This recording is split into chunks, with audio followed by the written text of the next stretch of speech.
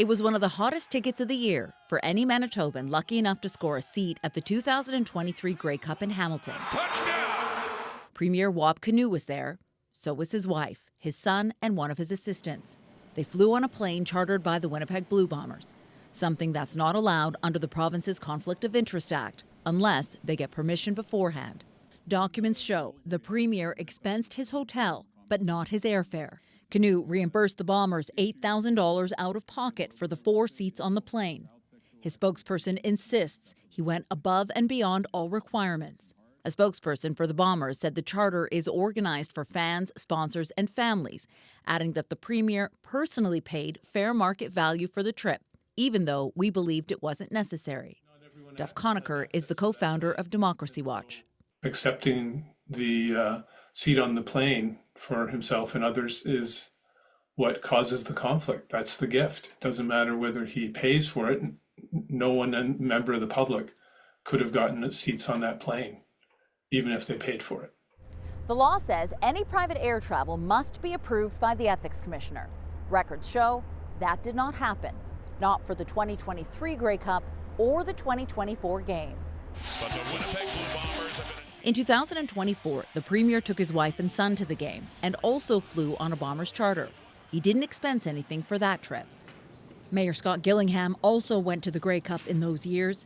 He was offered a seat on the Bombers charter, but chose to fly commercial instead. If you want to have good government that actually addresses public concerns instead of protecting private interests, then you have to follow those rules. And the Premier in this situation violated the rules by accepting the flight. First, we were told the government paid for Kinew's assistance flight. Then we were told the Premier actually paid for it. We were also told Kinew paid for his own hotel. Then we were told the government paid for it. Then last week, his chief of staff said he had new information to share. He said the Premier paid for his own hotel, but did not explain why disclosure documents show the government paid for it. That raised some red flags for Wayne Owasco, interim leader of the Manitoba Progressive Conservative Party. That tells me that there's more to the story, and there's something going on. He's hiding something. I hate to say that, but to me, the inconsistencies don't seem to be adding up. He also questions why the Premier didn't provide any proof or documentation showing when and how much he paid. CBC News filed a Freedom of Information request in September 2024 to get this information.